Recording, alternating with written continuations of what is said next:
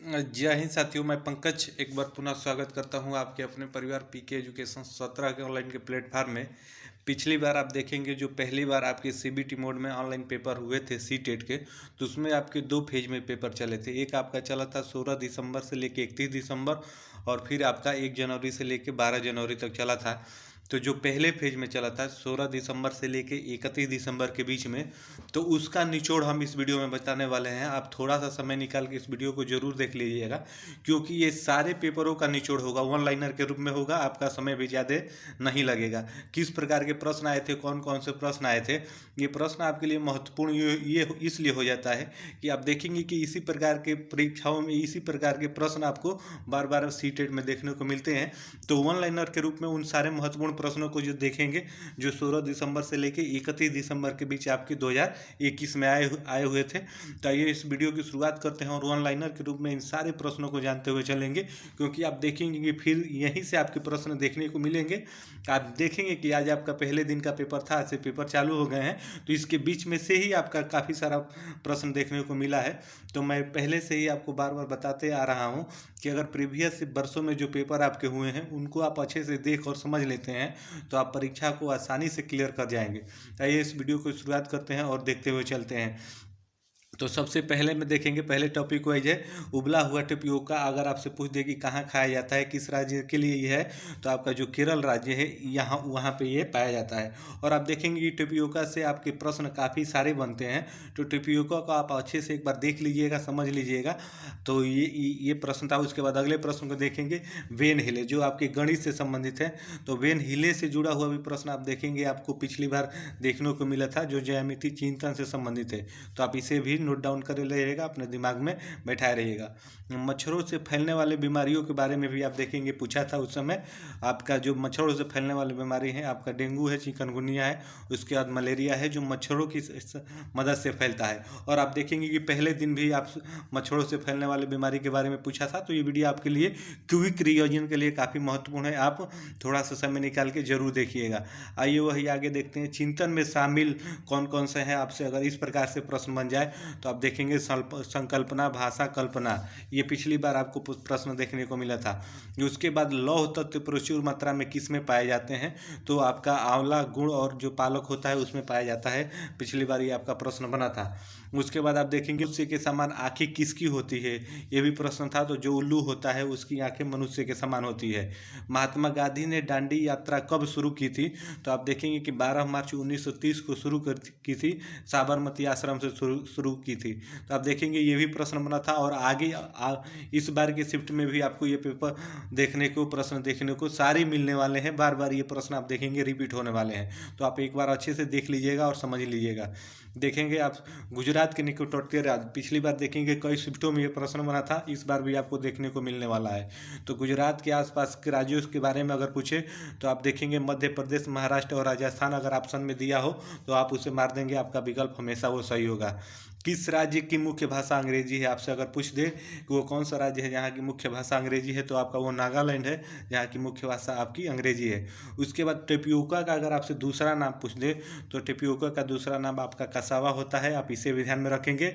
ऐसे प्रश्न आपको पिछली बार देखने को मिले थे और इस बार भी आपके पेपर में आने वाले हैं। अगर वही आपसे प्रश्न बन जाए कि आयरन की कमी को दूर करने के लिए किसका उपयोग किया जाता है, तो आप देखेंगे पालक, गुण, आंवला का प्रयोग किया जाता है आयरन की कमी को दूर करने के लिए। नेफेंथिस से भी देखेंगे काफ़ी सारा प्रश्न पिछली बार बना था, इस बार भी आपका प्रश्न यहाँ से बनने वाला है। नेफेंथिस जिसका दूसरा नाम घटपणिक है, तो उसके बारे में आपको थोड़ा सा जान लीजिए। यहाँ पे कीड़ों का ये शिकार करता है। आप देखेंगे कि अगर आपसे पूछ दिए कि नेफेंथिस पाया कहाँ जाता है, तो आप देखेंगे कि ऑस्ट्रेलिया, इंडोनेशिया और भारत में बात की जाए तो मेघालय में आपका ये पाया जाता है। आकार में आप देखेंगे ये लंबे घड़े जैसा होता है, जिसके ऊपर पत्ती का ढक्कन लगा होता है। और इसमें आप देखेंगे एक अलग तरह का सुगंध छोड़ता है, जिससे कीड़े आकर्षित होकर इसके पास आते हैं और उसमें फंस जाते हैं। इस प्रकार से वो अपना भोजन बनाता है। तो नेफेंथिस काफ़ी महत्वपूर्ण है, आपको हर शिफ्ट में यहाँ से प्रश्न देखने को मिलने वाले हैं। तो आप क्विक रिवीजन के लिए वीडियो आपके लिए काफ़ी महत्वपूर्ण है, आप जरूर एक बार समय निकाल के देख लीजिएगा। अगर वही आपसे लिखने की अक्षमता से विकार से संबंधित प्रश्न आ जाए तो आप देखेंगे कि लिखने से संबंधित ही विकार ज़्यादा पूछता है, तो डिस्ग्राफिया होता है, तो आप इसे भी ध्यान में रखेंगे। उसके बाद अगले में देखेंगे किसी संख्या में शून्य से भाग देने पर क्या होगा, ये भी आपका प्रश्न पिछली बार बना था, तो इन्फिनिटिव यानी अपरिभाषित होता है, इस बार भी आपको ये देखने को मिलने वाला है। लोकसभा में अगर आपसे समास पूछे तो आपका तत्पुरुष समास होता है हिंदी के अंतर्गत, ये भी प्रश्न आप देखेंगे बना था पिछली बार। भारत में आप देखेंगे हिंदी किस प्रकार की भाषा है अगर पूछ दे, इसमें काफ़ी सारे बच्चों को पिछली बार आप देखेंगे कन्फ्यूजन हो गया था कि भारत राष्ट्रीय भाषा है कि राज्य भाषा है। देखेंगे जो अगर हिंदी पूछ दे भारत की तो आपका वो राज्य भाषा के अंतर्गत आता है, आप इसे ध्यान में रखेंगे, महत्वपूर्ण है आपके लिए। वही आपसे पूछ दे हिंदी के अंतर्गत दुर्व्यवहार में आपका संधि विच्छेद, तो आप देखेंगे दुर प्लस आपका व्यवहार हो जाएगा जो विसर्ग संधि के अंतर्गत आता है, तो इस प्रकार से भी प्रश्न बना था। आप देखेंगे चार चांद लगा देना का अर्थ मुहावरा में आपसे आप अगर पूछ दे तो आप देखेंगे बहुत अधिक शोभा बढ़ा देने से है, तो ये भी आपका प्रश्न बना था। संस्कृत शब्द में अगर आपसे उपसर्ग पूछ दे तो सम उपसर्ग होता है संस्कृत में, तो ये भी पिछली बार बना था, इस बार भी आपको देखने को मिलने वाला है। उसके बाद जीन पियाजे के संज्ञानात्मक विकास के सिद्धांत से अगर प्रश्न बन जाए तो आप देखेंगे कि वहाँ से भी आपका प्रश्न बना था, जो बच्चों के संज्ञानात्मक विकास से जुड़ा हुआ है। जीन पियाजे महोदय ने बच्चों के विकास को 4 भागों में बांटा हुआ है, तो वहाँ से भी आप देखेंगे पिछली बार प्रश्न बना था। उसके बाद नैतिक विकास का सिद्धांत अगर आपसे पूछ दे तो कोहलबर्ग है, कोहलबर्ग से भी आपके प्रश्न पिछली बार बना था। आप देखेंगे अगर पूछ दे कि एन में कौन सा कोण आप बनेगा, अगर आप एन बनाते हैं तो पूछ दे कि उसमें कौन सा कोण आपका होगा, तो आप देखेंगे कि न्यून कोण होगा जो 90 अंश से आपका कम होगा।